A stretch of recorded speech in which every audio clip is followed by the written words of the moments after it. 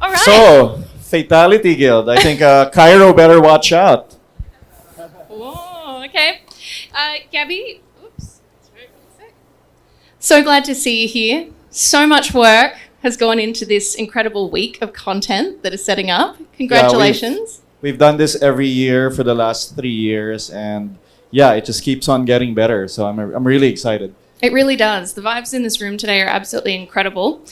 And they're about to get even better because we have a very big announcement today. So come in, grab a seat because you're not going to want to miss this one. But before we do get to that, I thought maybe we could do a little bit of context setting because we've got new and old friends in this room. We've also got quite a few media guests who are learning about Web3 for the first time.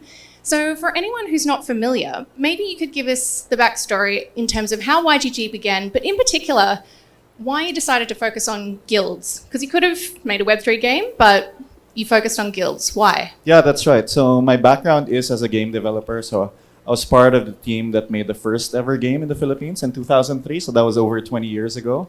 And I had a mobile game studio. But I was really fascinated by blockchain, specifically Ethereum and smart contracts. And that's kind of how I really got into it. And then 2018, I discovered NFTs. And actually, it was 2018 that I joined the community of Axie Infinity as a player. So I really thought that NFTs would have the potential to really change gaming. And I was just being part of the community, breeding Axies. And Axie then wasn't really seen as a game for emerging markets. It was seen as a game that showcased what you could do with blockchain technology, both in NFTs and tokens. And everything changed during the pandemic. So in the pandemic here in the Philippines, a lot of people were stuck in their homes without jobs, without a means of income. And some of them, starting in the Cabanatuan city, they discovered Axie. And they started playing. And I think it was actually Jiho that coined the term play to earn in 2019. And just the term play to earn just really caught on. The idea that I could do an action in a game that could earn myself a virtual currency. And because of the magic of crypto and DeFi, that currency inside the game could be turned to Ethereum and then Ethereum to Philippine pesos, US dollars. That was really magic back then. Right now, we're used to it. I don't think the rest of the world was used to it. We take it for granted completely. Yeah, we take it for granted. But earning SLP, converting it to ETH on Uniswap, learning what the liquidity pair was, those were magical things in 2019 and 2020. And what happened, and the special thing that happened was that, so Axie started to catch on like wildfire in the Philippines. A lot of people were telling their family, telling their friends. And something magical happens that I think could not have happened with crypto. A lot of people here now know about like the scholarship system, lending. And what a lot of people don't know that it was something that was discovered organically by the community. So it wasn't something that the Sky Mavis team or the Axie founders thought of themselves. And it was a little quirk in the system where there's two types of ways you could log into your account. I could log in via usual username, password, or I could sign in with my wallet. And then someone from the community discovered that I could actually give somebody my username and password. They could log in and have access to the game, have access to the NFTs, play the game, earn SLP, but they couldn't run away with the assets because they didn't have access to the underlying wallet. So this kind of lending system kind of brought the trustless lending of assets that happened. And a lot of people just started their own guilds. Landfill had his own guild back then, and he's been part of the team for a few years. And a lot of people just started their guilds organically. I came at it in a different lens. I had a startup idea in mind. I wanted to have a platform that could grow these guilds and help them scale. So we applied it from a technology lens. And I was already doing yield farming with my co-founders, Beryl and Owl, who are here.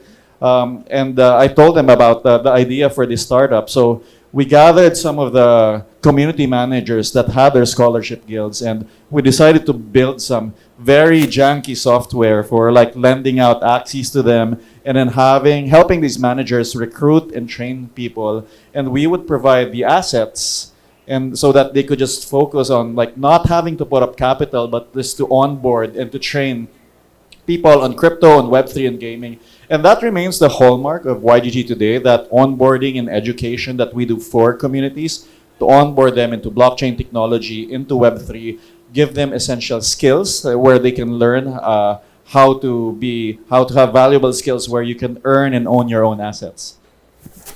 And you've been part of the guild space for a really long time. You've got some great stories about World of Warcraft and things like that. What would you say are the biggest differences between a Web2 guild and a Web3 gaming guild? Yeah, in a large way, YG was inspired by World of Warcraft guilds. So I was thinking then, what if you had something like a World of Warcraft guild, but it was a permanent guild that could go to different games and then you can earn your yield. So that's where Yield Guild games actually came from. Love it. All right, well, that's a good backstory. Let's get to the future of guilds. If my clicker will work. Don't think it's going to work. Up. Can we maybe get some tech help alpha up here? All right, let's... All right, never mind. Let's just continue on. Oh. All right. You.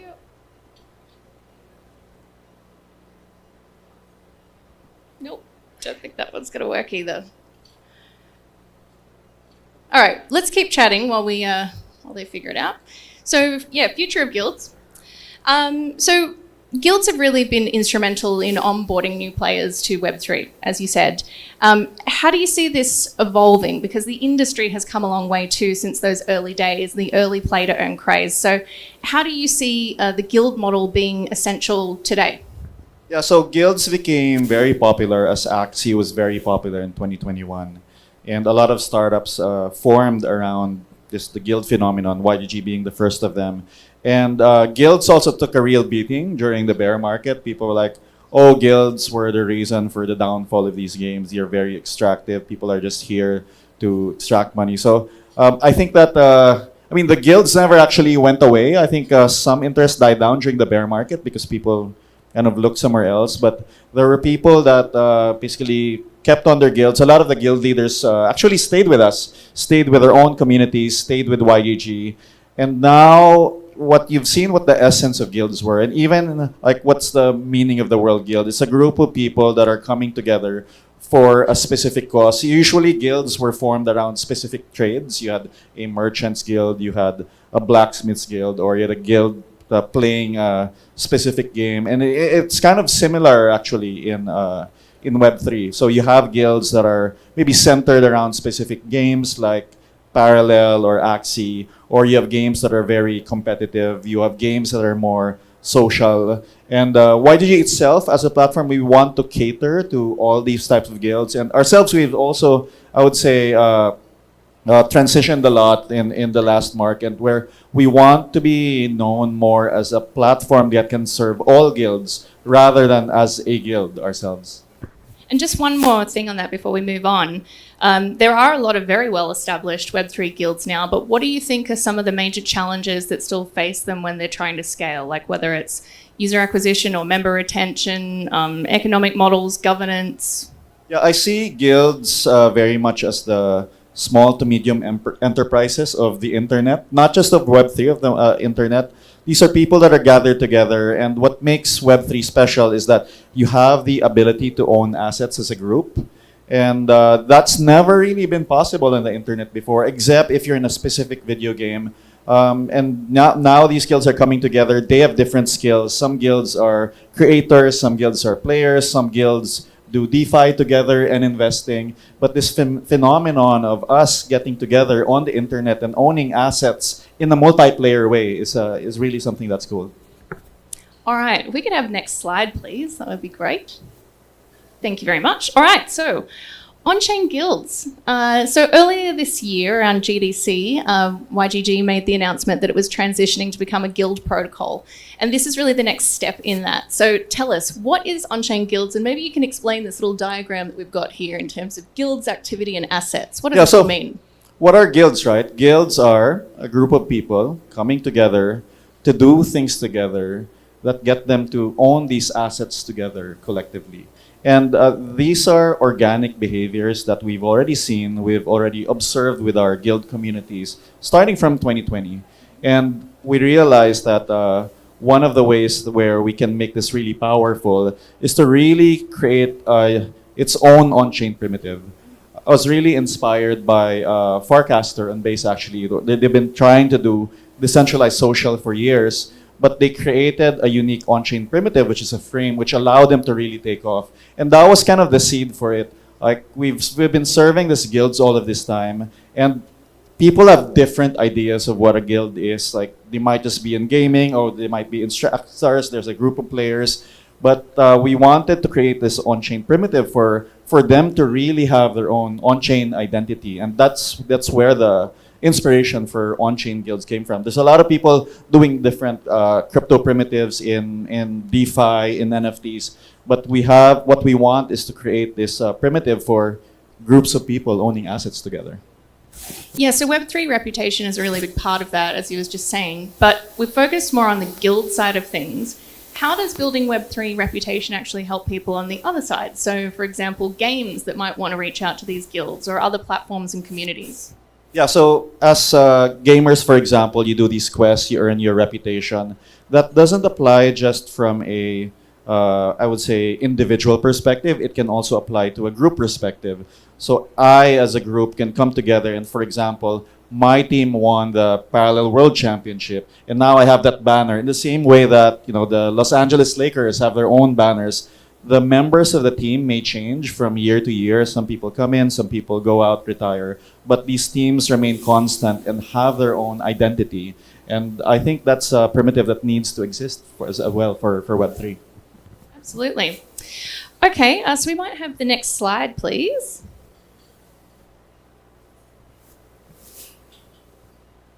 Thank you very much.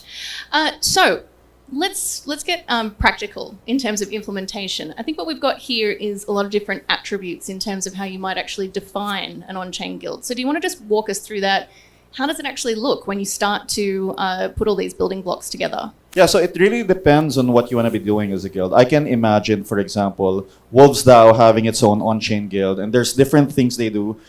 They're all about games, but they're not necessarily about playing the game. So they may be doing different things that are, I would say, valuable, that can be captured in terms of crypto assets. So, for example, if I work with Wolves DAO and then they do Wolves Den in Manila, maybe I can pay them in their on-chain guild, right?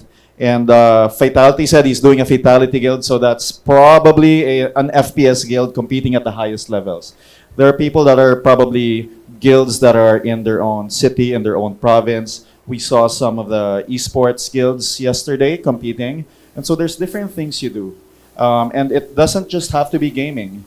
And earlier this year, we started a division in YGG called Future Work, doing different tasks that can earn you crypto as a group that are outside of gaming. Things like data labeling, deepin, prompting. And these are very valid use cases. So while a lot of what YGG does is really centered on gaming, I think it goes way beyond that.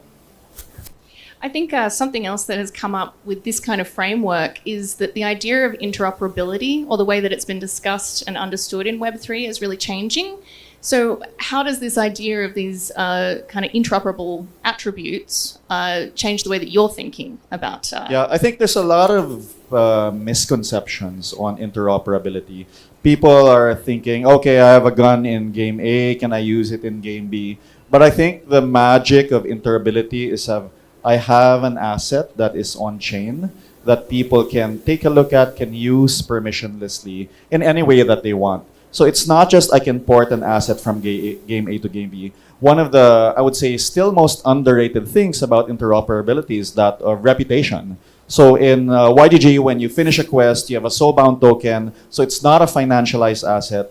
It's a mark on your wallet that says, I have done this, right? And that's great for you because as an individual, you're building reputation. But for the games and applications looking at your profile, looking at your wallet, they're also getting an informed opinion of what is it that you're about? What have you played? What do you have achievements in? What tournaments did you win? Are you potentially a good member or a valuable member of our community? Then, for example, if you come to a game with certain achievements, be it playing a tournament, doing questing, then I can customize what I'm offering you. If I know that Fatality is coming into an FPS game, I'm going to offer him a lot in-game so that he tries it out and he maybe creates content about it, right? And I think also the fact that you're leveraging SBTs or soulbound tokens is a really big part of that too, right? In terms of making sure that those achievements are non-transferable and verifiable in that way. We can move on to the next slide now, please. So the next one, again, just getting practical. What are the next steps? So I'm sure everyone here is thinking, awesome, I want to create an on-chain guild. What do we do next? Yeah, so this week we announced the beta of on-chain guilds. So now we have around 30 of the guilds that are trying out group quests. So this has been different from normal questing in that the guild enrolls for the quest and then the guild members do the quest. And then at the end, the payout goes to the guild wallet rather than the individuals. So I think this strengthens, I would say, like multiplayer Web3 actions in very meaningful ways rather than just doing things individually. If you're able to pay out to a group, then it means that I have more incentive to grow that group, to grow the skills of people in the group, and then to be able to get basically jobs or get assets that can really grow the group. So that's why I really think that the guilds are like the small to medium enterprise of Web3, and doing group quests, going to on-chain guilds means that we can grow and scale guilds further. Yeah, the SME thing is a really good analogy for it. And I'm sure in the Philippines too, people love the idea of being an SME on-chain so you don't have to deal with middlemen. All right, next slide. And this will be our last slide before we have a bit of an announcement to share. So you did touch on this before, but I think this is possibly one of the most interesting things about on-chain guilds, that it really goes way beyond gaming. So who can create an on-chain guild? What are some of the examples? And what kind of communities do you expect to find these people in? Yeah, so I'll start with the nearest use case because of where we are as YGG. So I expect the guilds that are already active within our community to create their own gaming guilds. And within that, there will be a lot of sub-specializations. We've seen some guilds that are in their own geographic communities. So for example, guilds in Batangas, in Cabanatuan, in Manila, in Nigeria, in Indonesia, from all over the world do so. There are those that might slice by interest. Oh, I'm an FPS guild, I'm a TCG guild. Or there might be people that be, for example, a content creator guild. I expect some guilds will be a mix of both. We'd have some players, we have esports, we have content creators. And what's really interesting when you gather people into groups is that it allows them to specialize. They're not just doing one thing, they're doing different things that make the group better than the sum of its parts. All right, next slide, please. So, Gabby. Now we have a special announcement. We do. So tell us, On-Chain Guilds is launching where? We're launching on Base. You! So I've been very fortunate to meet with Jesse Polak earlier this year. And we were talking about, Jesse's very passionate about bringing everyone around the world on-chain. And of course, being Coinbase, that started in America, but they've done a big push towards emerging markets in Africa, in India, in Southeast Asia. And we really bonded over just a shared mission of having equal opportunity and access to all of these different economic opportunities on-chain. And I was telling Jesse about on-chain guilds, and he got really excited about it. And now we're pleased to announce today that on-chain guilds is launching on Base. Amazing, congratulations. And with that, I would love to invite Jesse up onto the stage with us. Here he comes. He's running. Oh yeah, here, I'll give you mine.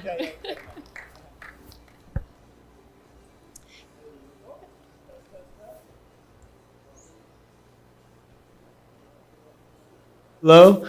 Hello, everybody! Thanks for coming here. Oh, man. Thank you. I'm so excited about this. We've been on this round the world tour. We started in Kenya, then we flew to India, then we flew to Bangkok, then we flew to Singapore, then Manila. And the whole time, I've been looking forward to being here in the Philippines at the YGG event, talking about on-chain guilds on Base and talking about how we're leading in with Filipinos who have been at the forefront of making on-chain gaming possible for the last 5 years. Shout out to all the Filipino gamers in the room. And talking about how we're entering the next era. with new tools, with a new economy that's going to be better for gamers, going to be better for game builders, and it's going to be better for everyone. So I'm just super honored to be on stage, super grateful to be building with Gabby, and super excited to be here. I want to hear a little bit about your mission. Since you started Base, you want to bring the entire world on-chain. What does that mean and why is it important? Yeah, and maybe I can just start with some questions. So like, indulge me, everybody. And if you could just raise your hand if you are a game player and you've been frustrated with not earning from playing games or games being not transparent. Keep your hand up. Keep your hand up. Raise your hand if you're a developer and you've been frustrated with an app review process or having to pay 30% of your revenue to a large corporation. Okay, I see some new people. Raise your hand if you're a creator and you've been frustrated because you take your creativity and you've put it into Web 2 platforms and then they haven't paid you basically anything. This is the system that we live in today. This is the online system, and it's broken. It's broken because it's controlled by a small number of companies in a small number of countries who discriminate against people and control people depending on where they're born, depending on where they live, depending on who they are. And it's time for change. And so when we're talking about Web3, when we're talking about on-chain, when we're talking about on-chain gaming, what we're talking about is a new economy, a new internet where if you're a game developer or a player, you actually know what's going on. And when you play and you bring value to the game, you earn money.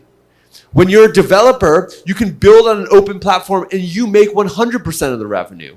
When you're a creator and you bring your creativity on chain, you're going to make 90% instead of the less than 5% that you make today. And if you're just an everyday person, you're going to actually get access to every app, to every financial service, regardless of where you're born, regardless of where you live, regardless of who you are, regardless of what phone you have, because you are building the new economy with us and you're going to get to benefit from us. So then when we're talking about on-chain, that's what we're talking about. We're talking about a better future. We're talking about a better future for all of us, built by the people, built for the people, built by Filipinos, built for Filipinos, and built for the entire freaking world. Wow. If that doesn't get you pumped up for the future of Web3, the future of Base, the future of on-chain guilds on Base, I don't know. The future of YGG. Yeah. This is fantastic, Jesse. We're actually going to spend some more time chatting with Jesse right now. But thank you very much. We might get a photo op with Yeah, let's do it. Gabby and Jesse. Jesse Pollack of Base, everybody.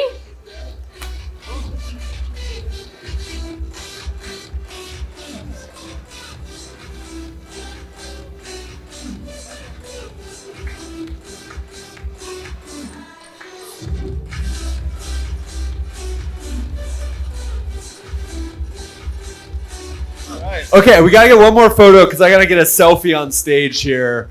So if you're on this side of the room, can you just put your hands up and like make a little noise and say woo? That's going on social media. Thanks everyone for having me. Thanks, Gabby.